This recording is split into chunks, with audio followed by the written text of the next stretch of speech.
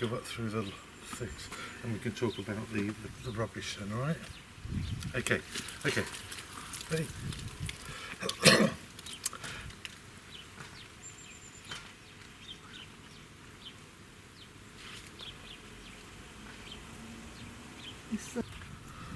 Hello, welcome. Come on in. It's another Sunday, isn't it exciting, and another vlog. Now, this time we are going to cruise up through the Grundy Brook locks. Now, these locks were where we got held up on our return journey, but we'll have more of that in a future vlog. But these are the sort of staircase locks which take you up through, basically it's one lock but it's split into three, and we take you through the chambers one by one. Now, so many people ask me about these locks that I thought it would be a really good idea to do a speeded up version of us going through them, and I've put a few comments in to explain what's going on. It's only a couple of 3 minutes, but otherwise it gets a little bit boring. But it took about 35 minutes to go through these locks with the help of the good old CRT volunteers. And when we got to the top, we went to the pump out, didn't we? Yeah. We needed a pump out. Oh dear, no pump out working. But the good old CRT managed to turn it on. But it was a bit like, I don't quite know how to explain it really. It was just like a very feeble... I wouldn't say anything. Don't say anything about it. Leave it alone, yeah. Leave it alone for the vlog. Leave it alone. We'll leave it alone for the vlog. Let's go, come on then. Let's get on. So as we mentioned last week, we go through the black hole, which is the bridge, and we come into the staircase lock. Now, this staircase lock, I speeded up the whole of this sequence because whilst I wanted to show it to you, I didn't really want it to be boring for you. But just on our starboard side now, the right hand side, is a cafe. Really excellent if you would like a breakfast or something in there. But let's carry on through the lock. As you can see, it looks a bit daunting. It looks a little bit tight up there, very high.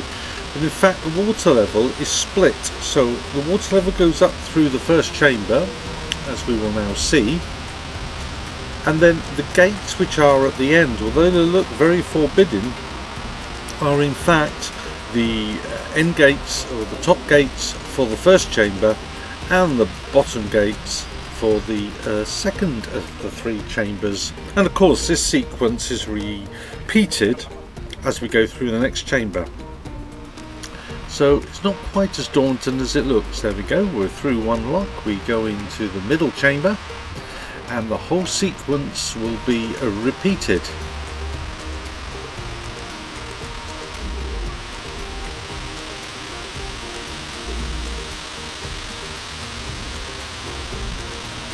Top and the middle chamber should be both full of water, and therefore the middle chamber fills the bottom chamber, so you can go into it, and of course the third chamber fills the middle chamber, and then you open the lock gates, paddles, sorry, to fill the water in the top chamber. Coming down, of course, it's a little bit different because you use the top water and it just basically follows you all the way down. Now the CRT guys were on duty, as they are, I think, from March till October here, and they really do help you through with the passage, but they do like it if you can work the other side. So for a solo boater, you probably get the help that you deserve on these, but if there's more than one of you on board, be prepared to have a windlass handy. And here we can see Carol on the starboard side working with the lockies, getting me up through this flight, which overall took about 35-40 minutes.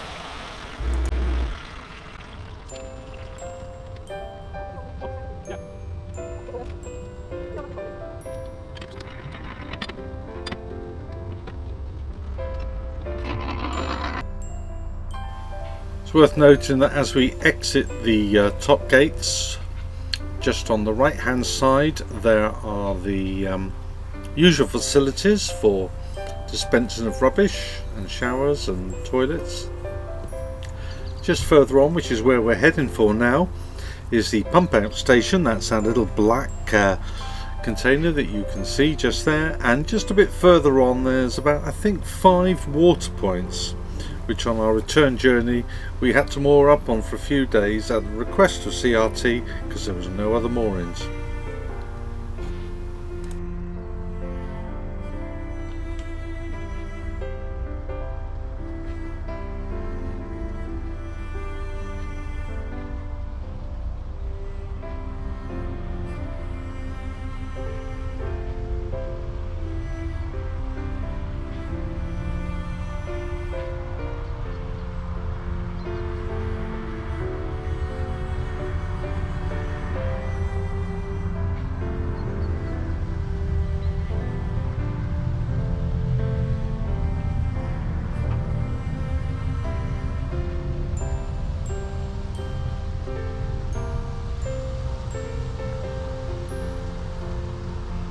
One of the problems that I've discovered while being on the canals is that these CRT provided facilities that require a card to use them are notorious for the card reader not working. So, and they're quite expensive as well. It's £26 to get a card, and you need one of those cards for a pump out. So I had 2 cards on me which I keep for emergencies. Neither of those cards would operate this pump out. So a quick run down to speak with the CRT guy, who very kindly, I must say, and without any hesitation, came and set the pump out going for me from inside the depths of some office somewhere. However, even though the pump out was connected to my tank, it was really bad. There was really no flow at all, and there's just no power behind it to do what it's supposed to do, which is a great shame. But we got to manage to get enough out to give us a few days grace. So all in all, a reasonably successful trip, but I wouldn't want to repeat it. And there we see Chris walking down towards the water point with Smudge, and Amy Jo coming in front of us, heading down also to the water point.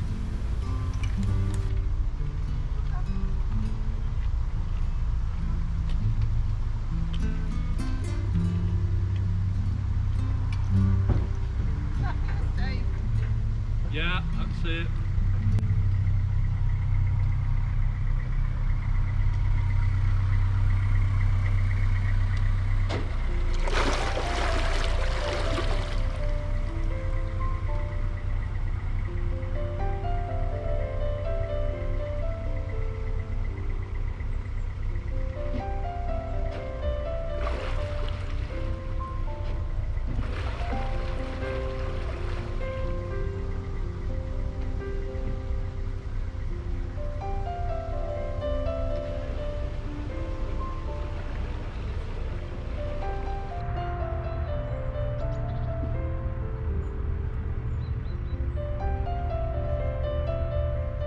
And having tried to empty one tank, it was time to just go a few meters or yards down the cut and moor up in front of Amy Jo and fill another tank, this time with water, and that was very successful indeed.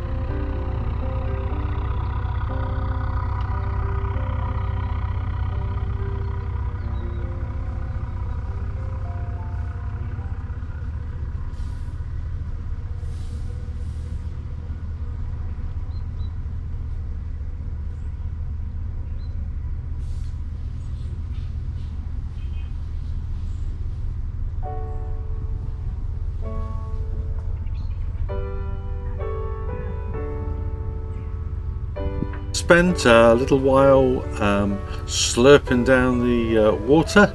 It was time to get on our way. Now it's only a very, very short cruise today. It's about a mile from Brindley Brook to Whitchurch, but it's a beautiful section, and I keep saying this, but the Llangollen is a beautiful canal, and to be able to show you some of this beautiful scenery is just such a privilege. So I really do hope you enjoy it. And so we'll make our way down to Whitchurch, where we'll moor up just before the Whitchurch Arm. Now the Whitchurch Arm is a short section of canal which is being slowly renovated by a trust.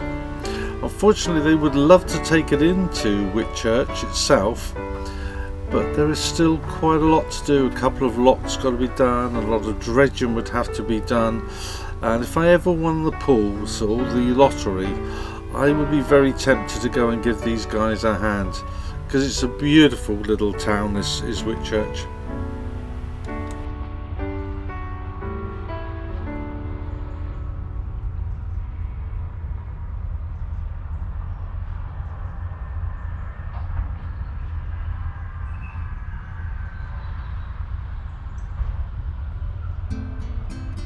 Discover a few facts about Whitchurch. Whitchurch is a market town in the north of Shropshire, and it lies 2 miles or 3 kilometres east of the Welsh border, 2 miles south of the Cheshire border, and 20 miles or 30 kilometres north of the county town of Shrewsbury, and exactly the same distance south of Chester. So it's a very, very little central little place. And it does have a rail station, a railway line, with frequent trains that stop there.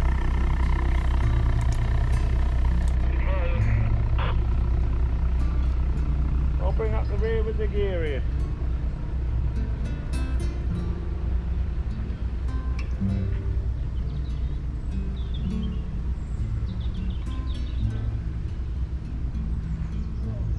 Dom for over half of this week's vlog.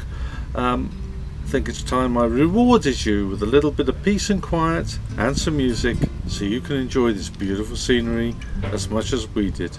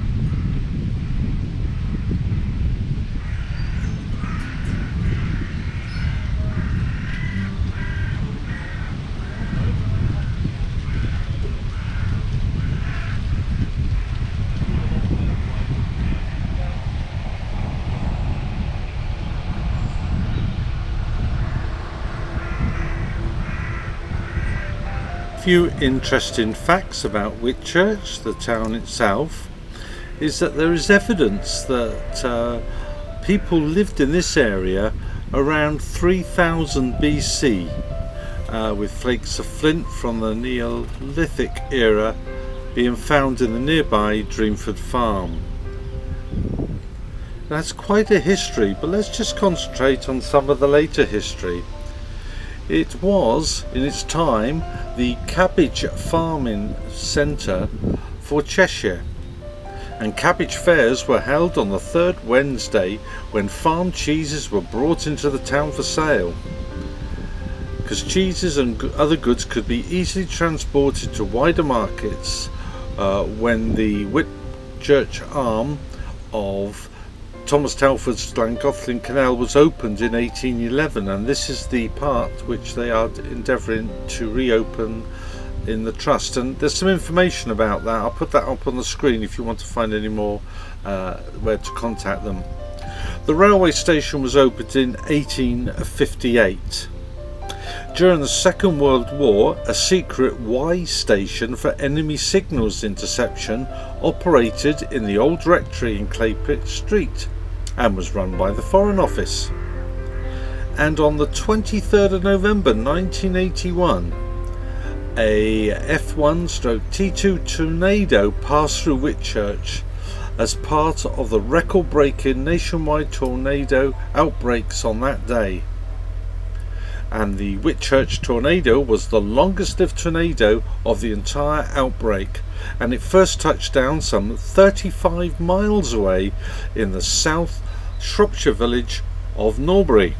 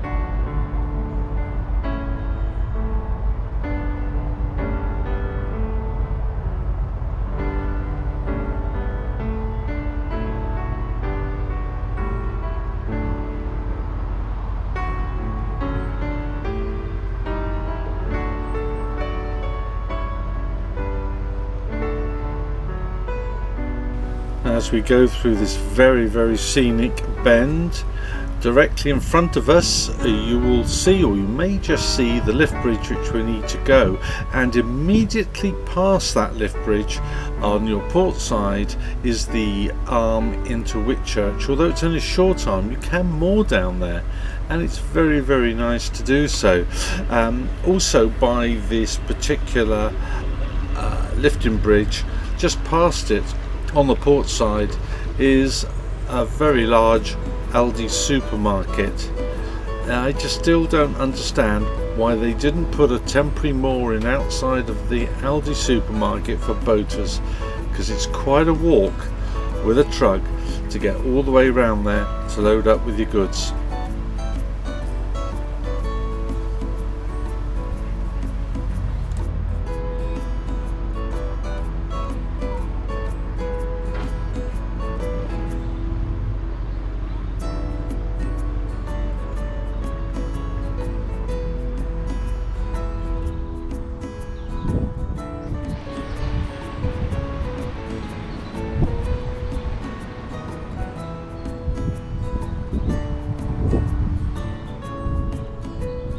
Side moorings are really great, and although you can't see it, just start of them on the port side, there's a little gate that takes you into a foresting area, and it's very handy for anyone that walks dogs.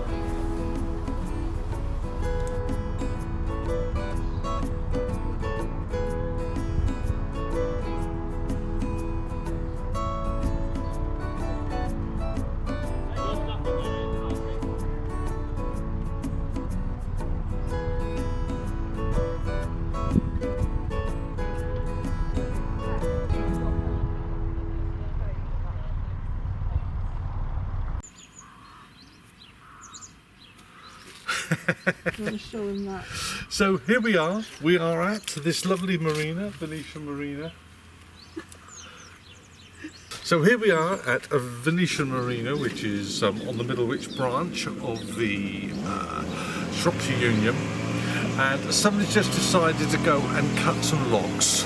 Isn't that so exciting? Still, not a lot we can do about it. We'll have to just carry on. Hope you enjoyed this week's vlog, and as you can see, the scenery is getting absolutely lovely, and we've got as far as Whitchurch. Now, Whitchurch was great. There's an Aldi not far away from it, and we actually at one point walked into Whitchurch town, didn't we? Yeah. Yeah. Should we tell them about that next week? Yeah. Yeah, we'll do that next week. But it's been an absolutely fantastic time, and we're now really getting excited about our trip up the Clan Gotham, because it's really getting both beautiful. Don't you just love it? It's like working with children and animals, isn't it? It's no way. I'm sure he just done that because you said you were filming. Probably. You're probably right. Right. No, Anyway. no, he didn't. So, thank you again for watching, and I'd say thank you so much for subscribing and for all your lovely comments and messages. They are so appreciative. Thank you so very much indeed. We're going to leave you with a few views of Venetian Marina. We're going to take the camera up there and just give you a quick scout round so you can see it. But until next week then, this is Ian and Carol. from Morning Star saying ta-da. Bye.